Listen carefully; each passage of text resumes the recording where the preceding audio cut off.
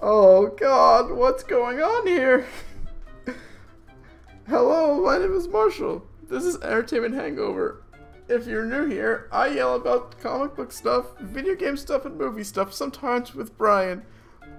This to address something. It's been a while since we've made Injustice videos. I've been slacking on my part. I just really haven't had the time and very much the energy to put into doing Injustice stuff anymore. Not to say I'm falling out of love. Hey, maybe I am falling out of love with it, which I'm going to address in this video. Oh, yeah. Let's get this shit show rolling. So, Injustice 2 Mobile came out this week, and we got to see Chapter 1 of at least the mobile game story. And Jesus Christ, I can't even curse right. And Jesus Christ Almighty doesn't give a huge fucking dump on everything I loved about Injustice. Not everything, but a good amount of it. Okay, so for those who are interested, you can watch the cinematic on YouTube. And you can also, show support to Injustice 2, download the mobile game, play Chapter 1, tell me how you feel about it. But boy oh boy do I have strong feelings. Alrighty, so there's no way around it. Heavy spoilers. Just get out of here if you don't want spoilers. There's literally no light spoilers. This video is not for you if you give a flying fuck about spoilers. So, to consolidate what Chapter 1 of Injustice 2 Mobile is like, it retells a moment from the comic books that takes place before the initial Gods Among Us video game. It shows Batman and Superman's assault on Arkham Asylum, where Superman and his regime go to the asylum to essentially purge it of the inmates, kill them, destroy them, however way you want to spin it.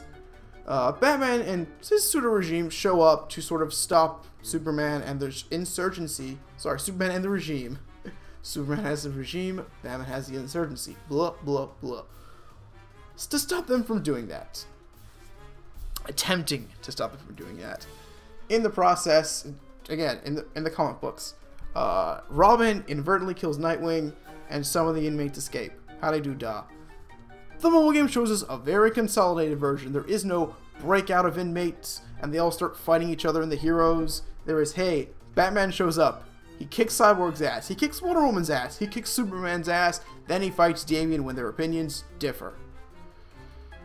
And what this moment, as someone who's read Injustice Year 1 through 5, as someone who appreciates the longevity of Injustice Years 1 through 5, that surpassed the initial fighting game.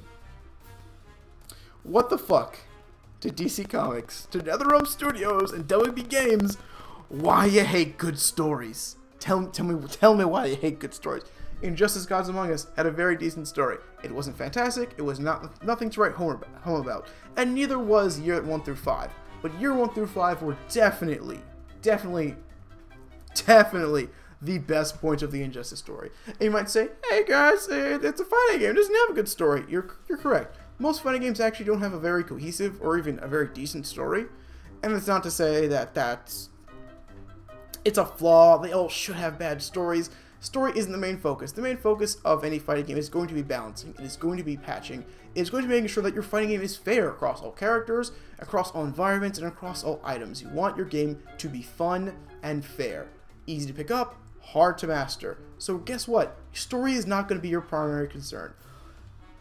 But I thought I had hopes for Injustice 2. I actually had hopes for once, and now they've been dashed pretty much. I saw the story trailer for Marvel vs. Capcom Infinite, and I thought, wow, this is the most fucking comic book thing I've seen in years. I mean, the game it's going to be a good game. If Marvel vs. Capcom has never let me down personally in terms of a gameplay sense. Story, of course, it is to be desired. I was like, hey, Injustice 2, you got a leg up on Marvel this time. No, you don't. I don't think you do. God, the big kicker of the Chapter 1 of the mobile game is the fact that it shows Damian Wayne killing Victor's ass and giving a big middle finger to, again, the prequel comics of Year 1 through 5 of Injustice.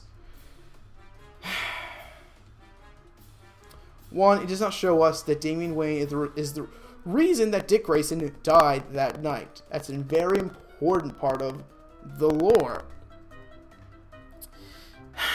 The other thing, we show him killing Victor Zsasz. Viewing the cinematics, it's still a decent moment. It lacks compared to the original. It's like when you adapt a manga into an anime. There's going to be parts that get misinterpreted, parts that just aren't there anymore. But by Jesus Christ, by fucking replacing it and making it stupid, you're not helping this game. So in the comic, in year 4 of the Injustice prequel comic, Victor Zsasz is let out of Arkham Asylum by an unseen entity. He breaks into the Batcave and he kills Alfred Pennyworth. This sends Batman and Damian into a spiral of emotion. Batman very easily and quickly counters Victor Zsasz, beats him up to kill Alfred. Zsasz does not talk, and shortly after, Damian arrives, with Zsasz underneath his father still beating on him. And Damian says to Batman, "Step aside or kill him. If you do not kill him, I will." Say what you want about Damian Wayne. He has his good moments, he has his bad moments. I find he's a very love-or-hate character for most people who consume DC Comics material. Personally, I really like Damian. He's hard to relate to, very much, yes. And that does create the divide I kind of just talked about. By no means is Damian a bad character. Misunderstood on many levels by many people, correct. But I personally don't think Damian Wayne is a bad character. But basically what the Chapter 1 of the mobile game just said is, hey, fuck the comic, fuck anything that was decent about this, we're gonna do our own thing, and by doing your own thing, you screwed over one of the best moments in Injustice prequel comics. And it makes me very concerned for the story is going to pertain whatsoever. Are you gonna say, hey, the prequel comics are shit, they don't exist, we ain't gotta buy to them, and essentially screw over many, many fans?